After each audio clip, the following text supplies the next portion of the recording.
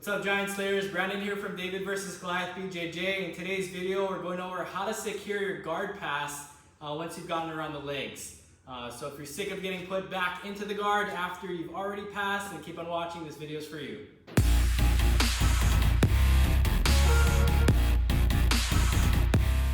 Alright guys, so really common after you pass the guard, sometimes you'll end up in side control and you haven't fully established the position just yet.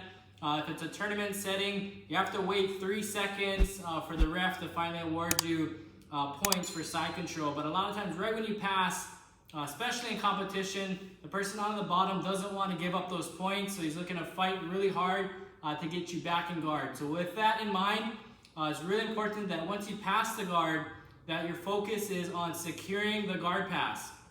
Okay, so before I look to think about submissions or anything like that, I'm just looking to get my points first, look at the ref. A lot of times I'll glance over at him for a second, and once I know I've gotten my points, then I'll continue to progress. Okay, but too often I see guys pass the guard and they're looking to progress before they establish the position. One, again, you're not controlling your opponent, he's gonna get you back in guard, and two, you don't get any points. So to alleviate that, once you pass the guard, one of my favorite tricks is to control the lower body. Okay, so once I've gotten around the legs, if I can get a crossface, that's great. The higher belts are gonna T-Rex their arm right here, and they're gonna prevent this crossface from coming in. Okay, so before I move up to the head, a lot of times once I pass, I'm gonna focus on the body or the legs. Okay, so one of my favorite ways to do this, super simple trick, is just to put Tim's hips in a box. Okay, so I'm gonna use my elbow on the far side, okay, and my knee on the near side. Okay, so normally this hand is looking to underhook, okay, maybe this hand's looking to crossface. Again, but once I pass the guard, I'm not focused on that. Okay, I actually like to fight low. Okay, so right here, I'm looking to put Tim's hips in a box by utilizing my elbow, right, on the hip line or the belt line here. Okay, and my knee, you guys can see right here, is coming through underneath Tim's legs. Okay, so I've heard this position called the pit stop before, okay, and I like that term because it's a temporary position. I'm pit stopping before I progress. Okay, so again, imagining I'm passing Tim's guard. Okay, as soon as I pass, he's looking to recover. Okay, I hold onto the belt and close my elbow, okay, right here, and I'm trying to ideally touch my elbow to my knee. So as Tim looks to recover his guard, I follow. Okay, so I'll show from a different angle in a second, you guys, but my toes are up on the mat. My knees shooting through underneath his legs, and as Tim tries to scramble back to guard, I'm just gonna follow. Okay, and I'll follow until this guy stops moving.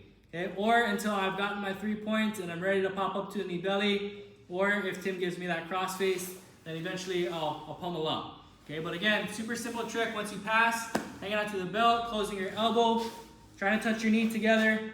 Okay, again, if your partner moves, okay, I'm looking to follow along with him by keeping my elbow and knee together. Okay, and once I feel like it's safe, then I'm gonna look to crossface. Okay, so if Tim's blocking that crossface here, yeah, a lot of times he's not giving it to me. Okay, I'm gonna swim. Okay, so all you have to do is pummel through, okay, and get that crossface. Okay, once I get the crossface, okay, I'm gonna look to put my middle finger right in Tim's armpit if I can. Okay, kind of gripping the cloth right here. Okay, so sometimes people think that this is a crossface, okay, just with my arm around Tim's head. But if Tim can still look into me, you go to look into him, he can still shrimp. And if he can shrimp, he's gonna get his hips out, he's gonna get his legs back in front of me.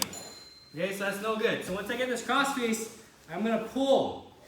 Okay, so I'm pulling with my crossface hand, and I'm dropping my left shoulder, applying shoulder pressure, and forcing Tim's head in the other direction. Okay, common principle in jiu-jitsu, where the head goes, the body follows. Okay, so as I put crossface pressure here, okay, Tim tries to get his hips out. It doesn't work nearly as well. He's not able to get as much space to recover the guard. Okay, so again, from this pit stop position, okay, controlling here. And if he's blocking the crossface, I'll look to pummel through, get my crossface, pull, drop my shoulder, okay, and then lastly, this bottom hand that's closer to the hips, yeah, I can look for an underhook. Okay, sometimes I'll just keep it on his hip. Sometimes I'll spatula and put it next to his hip on the near side. Okay, so if you're really worried about the guy putting you back into guard, I prefer the spatula. Okay, so I'm gonna take my hand, make it flat, and just put it right next to Tim's hips. Okay, so as Tim goes to shrimp out, I'm gonna follow with my knee and with my spatula. like so.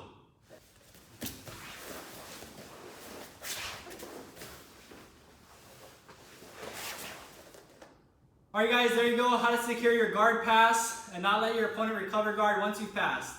Thanks for watching today's video. Hope you guys liked the video. If you did, be sure to give that like button a slap and a fist bump, and we'll see you in the next video.